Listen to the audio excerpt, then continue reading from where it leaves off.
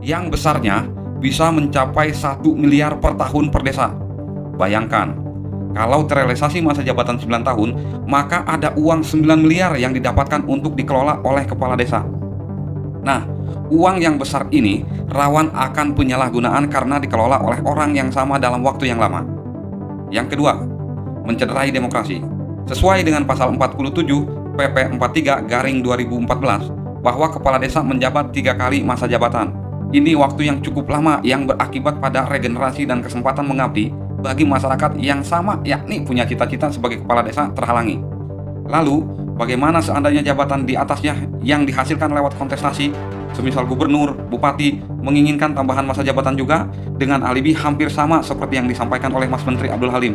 Alibinya kurang lebih begini: gubernur, bupati, wali kota punya lebih banyak waktu untuk mensejahterakan warganya, dan pembangunan daerah dapat lebih efektif tidak terpengaruh oleh dinamika politik pilgub atau pilwalkot.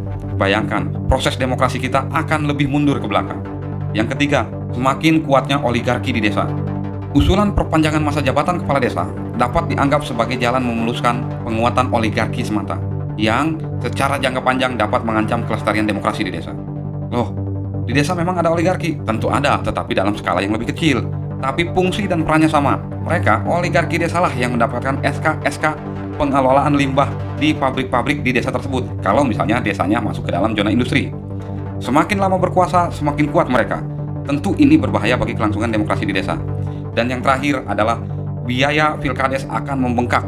Nah, dengan durasi jabatan yang 9 tahun, periodisasinya sampai dengan 3 kali, kita tahu bersama, serangan fajar bukan hanya ada di kontestasi di atas saja, orang-orang penting di negeri ini saja. Tidak, serangan fajar juga ada di desa-desa. Dan seorang kepala desa bisa menghabiskan puluhan, ratusan, bahkan miliaran uang untuk menjadi kepala desa.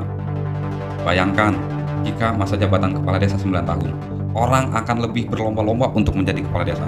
Segala cara dihalalkan, termasuk kemungkinan mengeluarkan uang yang besar, kan semakin ramai.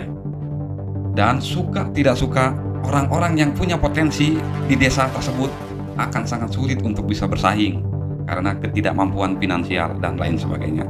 Jadi, penambahan masa jabatan 9 tahun akan semakin memberatkan para kontestan dalam ikut kontestasi.